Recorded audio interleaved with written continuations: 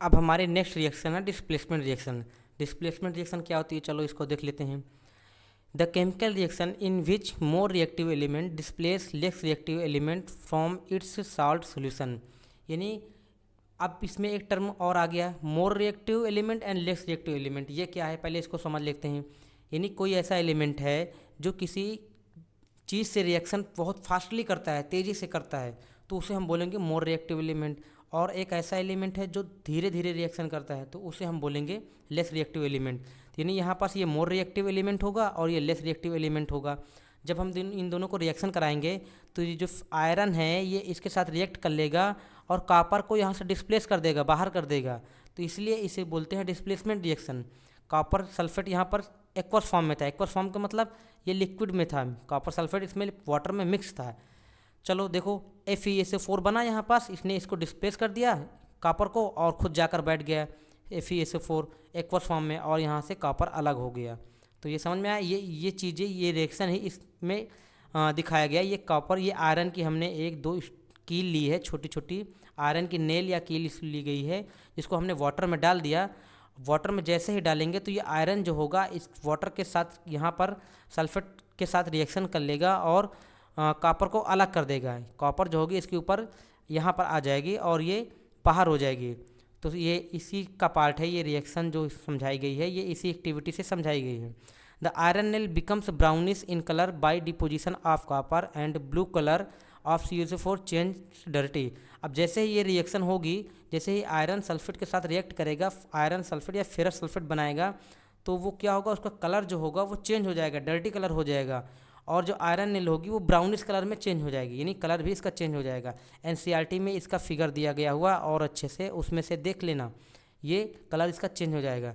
अब इसी तरह जिंक को भी हम रिएक्शन देख लेते हैं। जिंक क्या होती है, जिंक क्योंकि कॉपर ज़्यादा रिएक्टिव होती है, जैसे हम इसको रिएक्ट कराएंगे तो जिंक यहाँ पास सल्फेट की जगह बैठेगी और कॉपर को बाहर कर देगी, तो यहाँ पर जिंक सल्फेट बन गया और कॉपर अलग हो गया। तो ये हमारी हुई डिस्प्लेसमेंट रिएक्शन, यानी किसी भी कंपाउंड से उसके मेन एलिमेंट को डिस्प्लेस करा देना वहाँ से, ये होगा डिस्प्लेसमेंट रिएक्शन।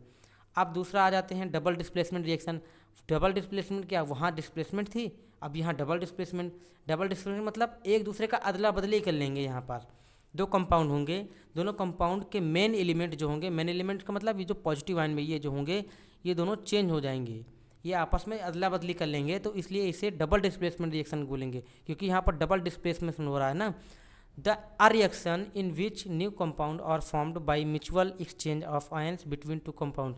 यानी किसी रिएक्शन में जब कंपाउंड्स के मेन एलिमेंट्स एक दूसरे से इंटरचेंज हो जाएंगे तो वहाँ पर डबल डिस्प्लेसमेंट रिएक्शन होगी। यहाँ पर देखो सोडियम क्या करेगा, सोडियम जाएगा क्लोरीन के साथ रिएक्ट कर लेगा और बेरियम जाएगा सल्फेट के साथ रिएक्ट कर लेगा। यहाँ पर बनेगा बेरियम सल्फेट और यहाँ पर बनेगा सोडियम क्लोराइड। तो यहाँ पर दोनों ने इंटरचेंज कर लिया। अब कुछ नोट्स लिखी गई है, नोट भी देख लेते हैं। White precipitate of barium sulphate is formed so it is also called precipitation.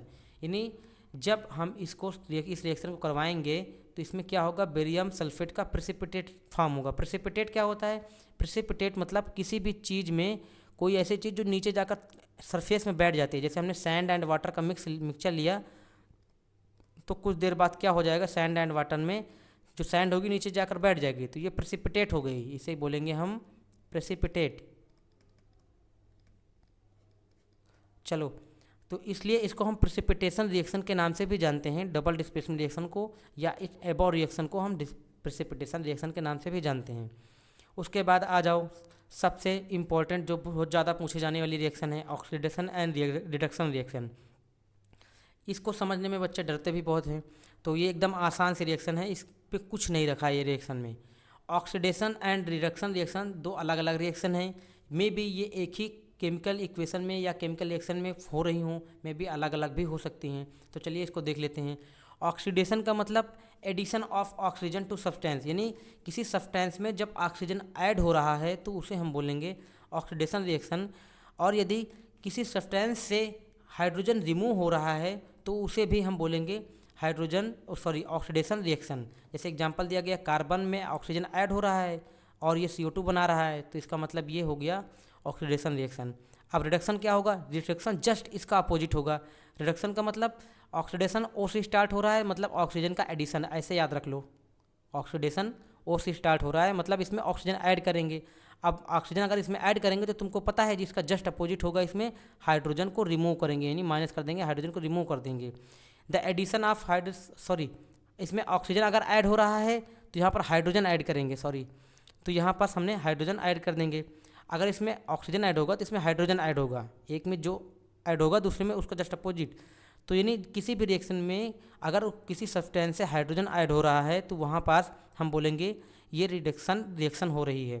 और इसी के साथ अगर जैसे यहाँ पर देखें, यहाँ पर ऑक्सीजन ऐड हो रहा था तो हाइड्रोजन रिमूव होगा, यहाँ पर हाइड्रोजन ऐड हो रहा था तो ऑक्सीजन रिमूव होगा, ऐसे हम याद रख सकते हैं। तो यानी जब ऑक्सीजन रिमूव होगा तो ये रिडक्शन रिएक्शन होगी, ऑक्सीजन ऐड होगा तो ऑक्सीडेशन होगी। चलो अब एग्जांपल से देख लेते हैं। हमने ये CuO को रिएक्ट करवाया हाइड्रोजन गैस के साथ, उसको हीट की प्रेजेंस में, तो हमको क्या मिला, कॉपर मिला। देखो यहाँ से ऑक्सीजन रिमूव हो गई, यहाँ से जब हम यहाँ गए तो ऑक्सीजन इससे हट चुकी है, इसका मतलब जो ऑक्सीजन का रिमूवल होगा, ये ऑक्सीजन का रिमूवल होगा तो उसे हम बोलेंगे रिडक्शन रिएक्शन। अब ये H2 पहले सिंगल सब्सटेंस था, अब यहाँ जाकर ऑक्सीजन के साथ ऐड हो गया है, तो इसलिए इसे बोलते हैं ऑक्सीडेशन रिएक्शन। तो इतना समझ में आ गया। अब चलिए आगे चलते हैं।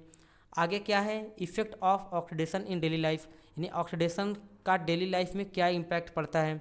वन बाय वन सारी चीज़ें देखते हैं। इसमें सबसे इंपॉर्टेंट कोरिजन एंड रैंसिडिटी दो टॉपिक हैं हमारे, जो कि बहुत ज़्यादा पूछे जाते हैं। तो चलिए देख लेते हैं कोरिजन होता क्या है। तुमने देखा होगा कि जब कोई आयरन या कोई लोहा घर में पड़ा होता है कुछ दिन तक, तो उसमें रस्ट लग जाती है, जंग लग जाती है कुछ टाइम बाद, 1 साल 2 साल 3 साल बाद उसमें जंग लगना स्टार्ट हो जाती है। तो वो क्यों होती है, वो इसी कोरिजन का एग्जाम्पल है, कोरिजन की वजह से ही होती है। चलो समझ लेते हैं। When a metal is exposed to a substance such as moisture, acid, etc for some time, a layer of hydrated oxide is formed which weakens the metal and hence the metal is said to be corrode। अब इसको समझते हैं। यानी जैसे कोई भी अगर iron वगैरह कोई भी लोहा वगैरह बाहर पड़ा है खुले में, तो वो ऑक्सीजन के कांटेक्ट में आएगा, मॉइस्चर के कांटेक्ट में आएगा, एसिड के कांटेक्ट में आएगा।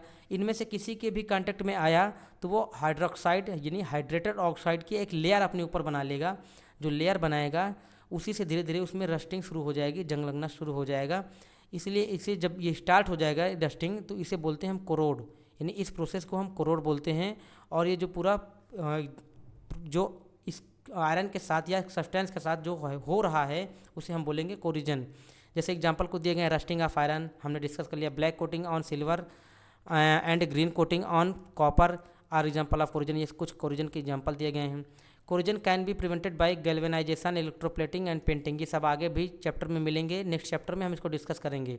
गैल्वेनाइजेशन, इलेक्ट्रोप्लेटिंग क्या है, पेंटिंग क्या है, सब डिस्कस करेंगे। यानी कोरिजन को हम ये तरीके यूज करके रोक सकते हैं। तो इसको अभी के लिए सिर्फ बाय नेम याद कर लो, उसके बाद हम नेक्स्ट चैप्टर में इसको फिर से डिस्कस करेंगे।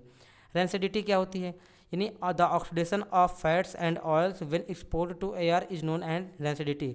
तुमने देखा होगा कि जब हम कोई भी खाने पीने की चीज़ें बाहर खुले में रख देते हैं तो धीरे धीरे इसमें से बैड स्मेल आने लगती है।